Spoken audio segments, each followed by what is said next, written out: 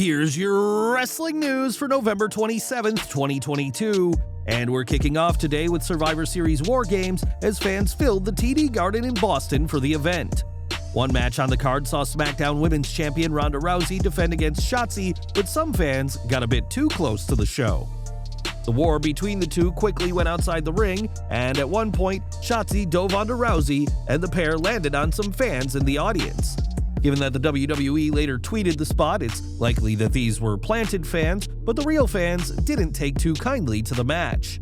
There was a particularly nasty botch when the two were near the ring ropes, as when Shotzi tried to DDT Rousey on the ring apron, the champ held on for too long, and the spot looked very awkward. As expected, the response on Twitter was brutal, with fans saying that Rousey is simply not good enough as a wrestler to be in the position she's in, and one fan argued that this is the second big event match she's ruined after her match with Liv Morgan from Extreme Rules. Fans blasted the match as terrible, with at least one calling Rousey hot garbage, whilst others argued that Shotzi had to carry the champion through the bout and make her look good. It makes perfect sense from a business standpoint as to why Rousey is the champion, but the former UFC fighter hasn't been winning over crowds, and it may be a very long time before WWE books a rematch between these two. But what did you think of the match? Was Rousey winning the right call? Let us know in the comments. Survivor Series Wargames also saw Austin Theory capture his second United States Championship, but his first attempt to win the title this month did not go well. Theory failed in his Money in the Bank cash-in attempt on Seth Rollins, and that's something fans have not forgotten. During his appearance on WWE The Bump before the show, Theory was heckled about losing his Money in the Bank briefcase, and a clearly frustrated Theory responded to the fans stay in the background while he's on top and in the front. It wasn't just the fans that Theory had his eye on recently, as backstage before Survivor Series Wargames in Boston, the cocky heel said that he's better than Massachusetts' favorite son, John Cena. It was earlier this year that WWE were teasing a Cena vs. Theory match which never transpired, but some fans are hopeful they'll see it at WrestleMania 39. It's been confirmed that Cena will wrestle at April's event, and although John has been absent from WWE TV for a while, he hasn't been safe from Theory's insults. With that said, Theory isn't the only young star who'd like to make their name at Cena's expense at WrestleMania, as there'll be plenty of stars who would love to face the 16-time WWE World Champion. Both Intercontinental Champion Gunther and Logan Paul have expressed interest in facing Cena, with Paul even speaking to Triple H about a WrestleMania match, but right now, all signs are pointing to Cena versus Theory, possibly for the US title. Do you want to see Cena finally face Theory, or is Cena versus Paul more your speed? Perhaps it'll be the Chain Gang versus Imperium? Let us know what match you want for Big Match John in the comments. WWE Survivor Series Wargames didn't see an appearance by Cody Rhodes, though he was not expected to be there, but a video did play highlighting his return. It was in June that Rhodes suffered his torn pectoral, but the American Nightmare fought through the pain to defeat Seth Rollins in Hell in a Cell, but their feud is far from over. According to sources, WWE has booked Rhodes vs. Rollins to continue once Cody is back, which is expected to be as part of the January Men's Royal Rumble match. The belief backstage is that Rhodes vs. Rollins is just too good a feud not to return to, and that there's a lot of story yet to be told, especially surrounding Cody's injury. With that said, this feud won't be too long, as Rhodes remains the favorite to win the Men's Royal Rumble match, with some expecting him to be the one to dethrone the Tribal Chief. Rollins was Cody's first opponent when he returned to WWE last year, and he holds 3 Premium Live Event wins over the Architect. But what do you think of another match between the two? Let us know in the comments. WWE Survivor Series Wargames was headlined by the Men's Wargames match, and the biggest story going into the main event was about Sami Zayn. Despite speaking to Kevin Owens on SmackDown, Zayn had refused that such a conversation took place, leading to questions over just how loyal the honorary Uce really is. Fortunately for the Bloodline, the family emerged victorious in Wargames, and Zayn proved just how loyal he really is. From the get-go, the Bloodline were at a distinct disadvantage against the Brawling Brutes, Drew McIntyre and Kevin Owens, as it was the faces who had the entry advantage. After Jey Uso had been decimated by Ridge Holland and Butch, Jimmy was ready to make the save, but Reigns blocked him, insisting that Zayn help the man who he's had problems with. It was only after McIntyre entered that Jimmy was allowed to join, and tensions rose when Jey tried to superkick an opponent but clocked Sami instead. Kevin Owens was next to enter and brought some chairs with him, but a brief stare-down with Zayn was cut short by Ridge Holland. Solo Sikoa was the fourth man for his team, followed by Sheamus as the final entrant for Team Brutes, and only when he was ready did Roman Reigns join and the match could begin. As the momentum shifted both ways, there was an impressive spot which saw all 5 faces do Sheamus's 10 beats of the Bowery to the heels, and it looked like the faces were going to win.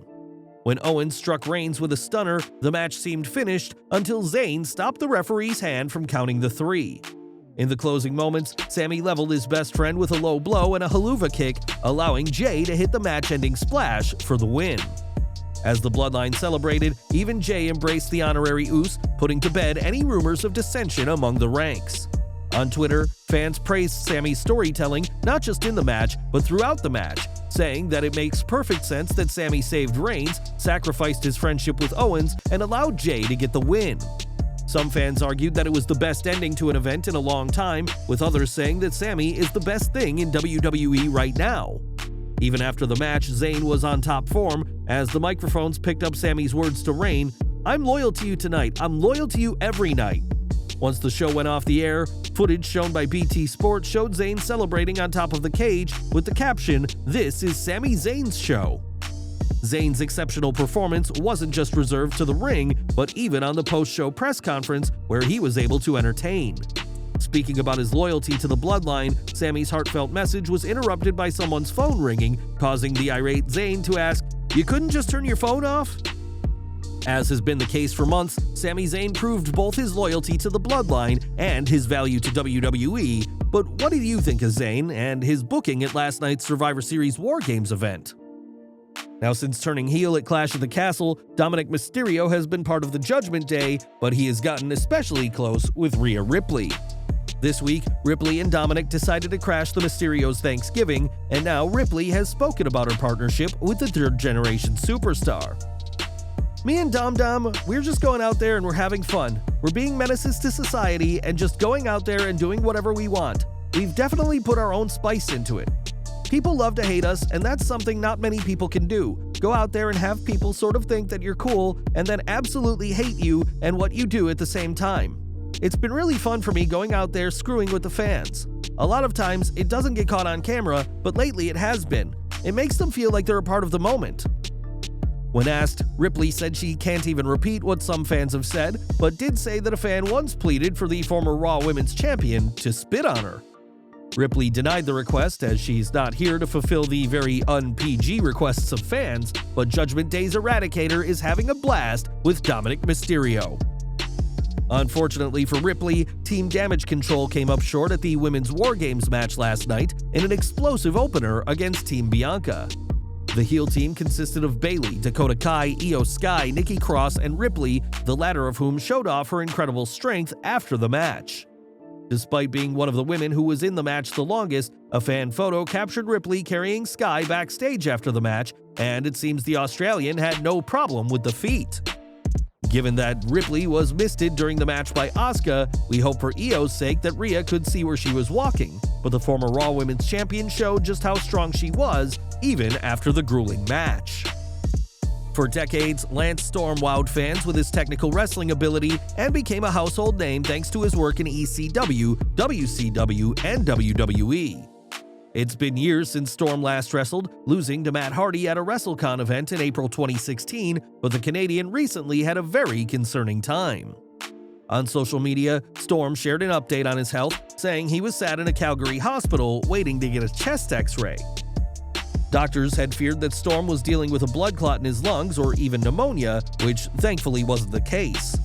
In an update, Storm said that the scan came back clear, so there's no clot, and while his bronchitis diagnosis isn't great, it's much better than what they had first feared. The update also noted that Storm didn't have to stay at the hospital and was instead able to head home and see his family, and were wishing him the best in his battle with bronchitis. Over to AEW, as since September, CM Punk has been nowhere to be seen as he continues to serve his suspension for his role in the All Out fight. Punk is now the only person to still be suspended, as everyone else has either been brought back or, in Ace Steel's case, fired, and there's now an update on his situation. It had previously been reported that AEW and Punk were negotiating a buyout of his contract but want him to face a non-compete clause, but now AEW isn't too keen on releasing their problematic former world champion. Ryan Alvarez reports that it is instead Punk who wants the buyout, but that AEW isn't too eager to grant him one just yet. Alvarez also pointed out that if AEW really wanted Punk gone, then they'd just fire him, and perhaps they will, but only after he's recovered from his current injury. Until Punk is fired, quits, or his contract expires, there is the chance he could return to AEW programming, but the situation between the two sides is likely to only get uglier from here. Back to Survivor Series as AJ Styles defeated Finn Balor on the show in a rare victory for the Phenomenal One. In fact, this win marked Styles' first victory at a premium live event in over a year, with his most recent before this being back at Money in the Bank 2021. The match was effective in showing what both men could do, but it did feel like the two didn't quite go to the levels fans were hoping. As a response, the fans in Boston did sort of lose interest halfway through, though were back on board in time for the finish. Styles' war with the Judgment Day has been going on for months, and time will tell if he's able to move on after his win over Finn Balor this week.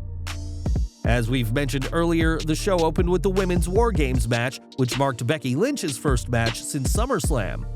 After nearly 4 months away, the man was hungry to get payback on Damage Control, who attacked her on the post-SummerSlam Raw. The man's temper was on full display during the match, and while squaring off with Bayley, Lynch referred to the role model as a little This certainly got under Bayley's skin, but it wasn't the only notable example of mouthing off in the match. When Nikki Cross was laying into Alexa Bliss, the Scottish superstar maniacally repeated, "You think I forgot?" referencing their former partnership and Bliss's betrayal of her. Bliss and Cross had been tag team champions, holding the titles twice before Bliss fell under the spell of the Fiend and turned her back on her friend-turned-enemy.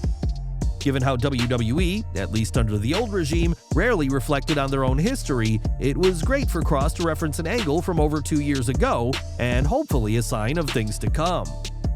WWE hired Rob Fee as their producer for long-term creative earlier this year, and it's his role to ensure that things make sense, and that's exactly what happened with this simple line last night. And we're ending today with AEW's Saraya, who had her first match in nearly 5 years at Full Gear, defeating Britt Baker in a highly emotional match for the English wrestler. As fans will know, Saraya comes from a wrestling family, as she's named after her mother's in-ring character, but we may soon see a second Knight getting a shot under Tony Khan. For her Full Gear match, Zack Knight was in the crowd, and on AEW Unrestricted, the former Divas champion said she hopes her brother gets a chance to be All Elite. "Please, we have to get my brother Zack, because Zack has never made it, and that's so frustrating. He tries so hard. We need to get him on an AEW Dark show or something like that, so he can showcase his thing. He just did New Japan Pro Wrestling last month, and the people, they loved him, so they're bringing him back again." With AEW coming to the UK next year, Zack could be part of a show in front of his fellow countrymen, and Saraya is confident that her brother will blow everyone's minds if given the chance in AEW. Well guys, that's our news for today. Please share your comments below. Also hit the like button, subscribe to our channel, and hit the bell icon to receive all notifications. And as always, thanks for watching.